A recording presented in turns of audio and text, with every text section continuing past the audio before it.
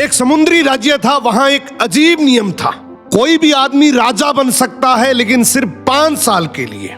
जैसे 5 साल पूरे होते उसे एक भयानक जंगल में छोड़ दिया जाता, जहां जंगली जानवर उसे मार देते। इसलिए ज्यादातर लोग राजा बनना तो चाहते थे।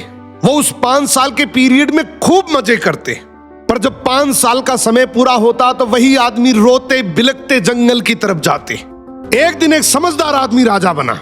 उसने सोचा 5 साल तो बीत जाएंगे, अगर मैंने आज से ही बात का सोच लिया तो मैं बच सकता हूं। अब वो राजा था तो सारी चीजें उसके कंट्रोल में थी।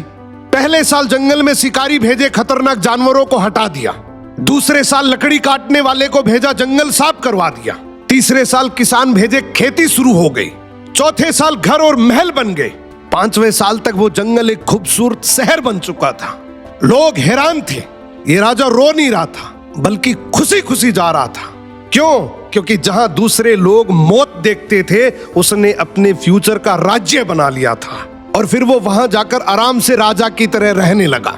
इस कहानी की सीख बहुत सिंपल है। आज आपके पास समय है, या तो आप इसको यूटिलाइज कर लो या फिर कंफर्ट जोन में बिता दो। अगर आपने यूटिलाइज कर लिया तो हो सकता है 5 साल के बाद आप एक राजाओं जैसी जिंदगी जी लो, और अगर आपने कंफर्ट जोन चुन लिया तो हो सकता है आने वाले 5 साल के बाद आप किसी के 10 से 15 हजार रुपए की नौकरी करते दिखोगे।